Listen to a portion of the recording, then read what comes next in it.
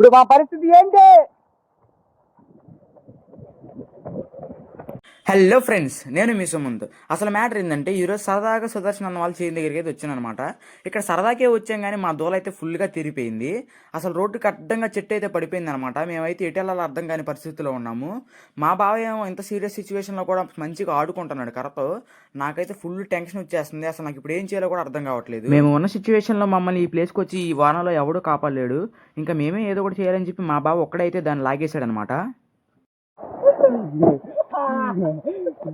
అలా ఎందుకు అరిచాడంటే మా బావ ఒక చెట్టును తప్పించుకుని ఎలాగో ఇంటికి వెళ్ళిపోతున్నాం అనే ఆనందంలో ఇంకో పక్కకు రంగానే ఇంకో చెట్టు అయితే పడిపోయి ఉందన్నమాట. ఇదైతే చాలా పెద్దగా ఉంది.